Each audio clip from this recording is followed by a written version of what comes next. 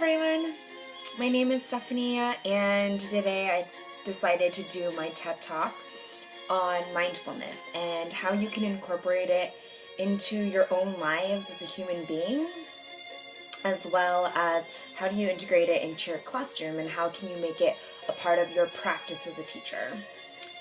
For me, mindfulness has been life-changing, to say the least. It's really helped me understand my feelings as they're arising and how do you manage that on top of being a teacher, right? So I'm a kindergarten teacher and I have 22 5-year-olds in my classroom, which I love every single one of them to death.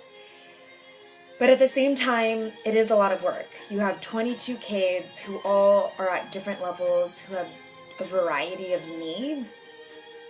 And I felt myself for a lot of my first year really just being overwhelmed with all the needs that they need. Some of them come in not knowing how to hold a pencil.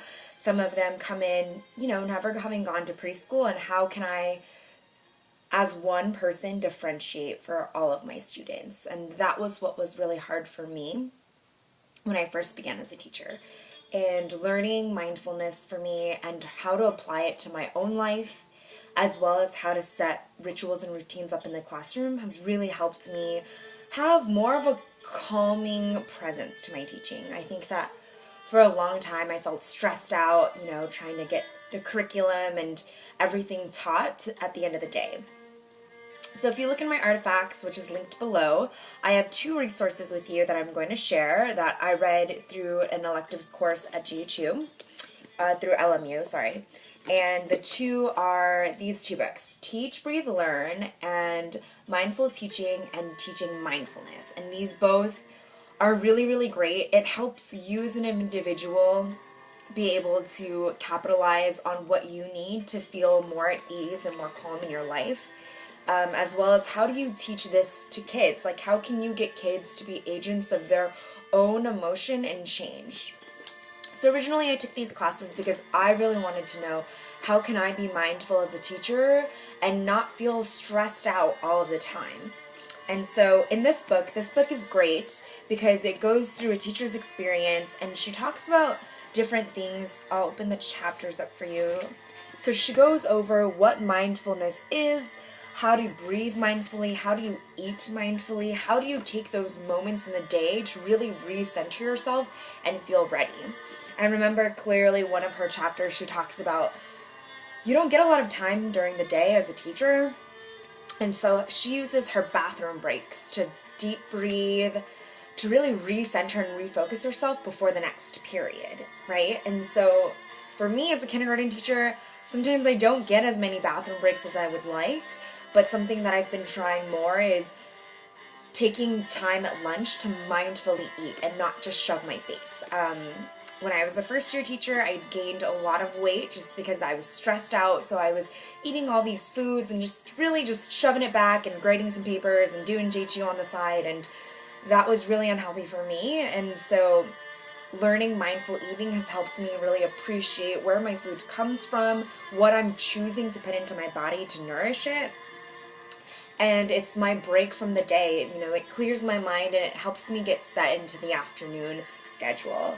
Something else from her book that I really loved and that I really took into heart was I would go to school an hour before every day and I would try to cram in everything, because in elementary we don't get a prep period during the day, so you have to do either an hour before school or an hour after school. And so I would rush, and I would keep doing things and piling things on my to-do list until the end of the day. And so if I didn't finish my list in the morning, my mind would be so focused on what I still needed to do that I really wasn't wholly present for my kids.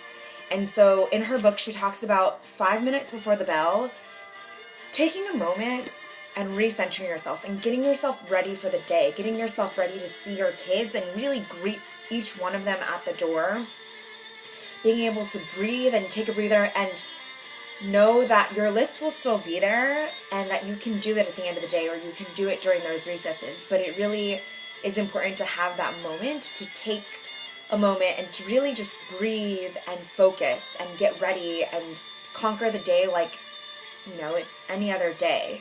That's what was really helpful for me as well. In this book, also it's great because she goes over lesson plans in the back of the book that you can do with your kids. How can you teach your kids about mindfulness? She goes over student work examples. She goes over activities that you can do with them to teach your kids mindfulness. So if you really want to incorporate this past your own life and into your classroom, this is a great way to do it. So in this book, Mindfulness, they talk about great strategies. They go over how do you mindfully breathe. They have a section just for teachers, and then they go over how do you mindfully breathe for your students. So they really differentiate between you as the individual as well as how do you teach this to your students and how do you get them to incorporate this into their lives. And so if you look at my artifacts, artifact number 1, we did a classroom discussion. So I taught my students first how to mindfully breathe. I use this app on my phone and I will show you right now. So it's this one right here. It's called Insight Timer, and when you click on it, you have a couple different options that you can choose what kinds of sounds you like. I normally just stick with the Basu one. It's a bell. So my students have been trained, once they hear it, they know that whatever they're doing, if they're in the middle of work, if we're in the middle of discussion, if we're transitioning, they recenter themselves, and as a class we take 3 deep breaths, and we follow the 4-7-8 rule. So we inhale for 4, we hold it for 7, and then we exhale everything from our gut for 8. And just the difference that my students have portrayed has been awesome. I see them mentally when they hear the bell. They know they're signaled, they're ready to go. They do their breaths and they feel calmer, they feel more focused, and they're ready to go. And I've, in my artifact number 2, recorded some responses from artifact number 1, which was our discussion. And so some students said that the question was, how does breathing make you feel? Some students said they feel better, they can hear other people in the classroom, they feel calmer, they feel excited for breathing, they're happy and calm when they do their breaths, and it makes them feel happy. And so remember, these kids are 5, but they're able to understand that breathing really does make them feel better, and it helps them adjust to the situations that they need to adjust to. And so when we're practicing our breathing together, it's really awesome to be able to see the kids calm down quickly. It's quicker than a go noodle, and it sets their mind at ease. We've tried meditation, so we work up to about a minute. I didn't start with them meditating for a minute because it's a little long for kids, but we started at 20 seconds and we increased the time, and each time my challenge for my students was, can you hold your thoughts on a pause and really just live in the moment, notice the breathing in your chest, notice how you're feeling in that moment, and being able to channel that, set it aside, and then continue working. I use mindful breathing and I use that bell a lot during transitions. That's what helps me when I'm going from math to English, or if I just feel like the class is really uncentered, then I will try to get them to kind of just readjust themselves in what we're doing. Artifact 3. One time I was at recess and my students were just sitting there mindfully breathing, and it was just such an amazing thought to see my students applying what they're learning outside of the classroom and really applying it into their own lives. And just amongst the chaos of recess and all the craziness, it really was like this moment of pure bliss, and it was really cool to just see my students be able to internalize those feelings. Application 4 is just an integration. This is me doing a transition into a math lesson, so it's a really quick 3-minute video. You don't have to watch the whole math lesson. It's just, again, how I integrated it into my daily practices as a teacher, and as a follow-up lesson from the mindful breathing. So I taught them breathing first, and then we went over the benefits of breathing. And we already talked about as a class how it makes them feel and how they actually feel different after doing it, but then we also went over like the actual benefits, how it's sending oxygen to your brain and all that stuff. And the kids didn't really understand that part too much, but they knew at the end of the day that it is something that can help them be calmer. Application number 5 is we had a resource teacher in the room, and she was talking about bucket fillers and like how can you make other people happy. And so one of my students, I overheard this conversation across the room and just decided to go talk to him one-on-one.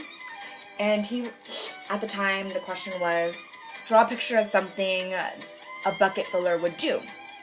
And he was like, I'm going to draw myself breathing deeply because it makes me happy. And so when I heard that, I went over across the room and I asked him, and I was like, what is this a picture of? And Rayson says, it's me taking a deep breath. And I said, does taking a deep breath fill your bucket? And he said, yeah, it makes me feel excited, like happy. And so for me, I really loved being able to see my students apply it to their own lives, because not only has mindfulness been good for me, but it's also been really good for my students as well. And I just am so grateful for it because it's transformed my teaching and how I feel about being a teacher every day. I just want to end on a last note. In one of the books, it also tells you to chart down your gratitude, and I think for older students that would be amazing to do, to be able to kind of keep a diary in class, and it's real quick and you can do it as an opener and just have them chart it. And so the challenge for myself this year has been to chart. So this is my January chart, February, and March.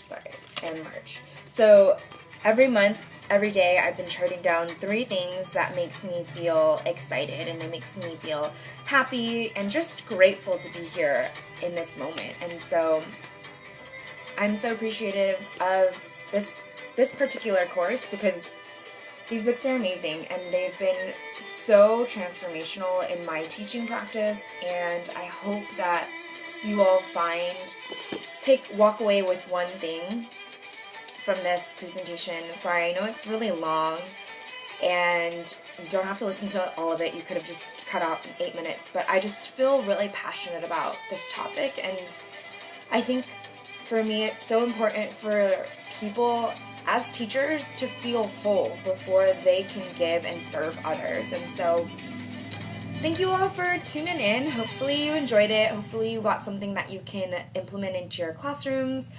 Have a great day. Sorry for a really long video. Bye!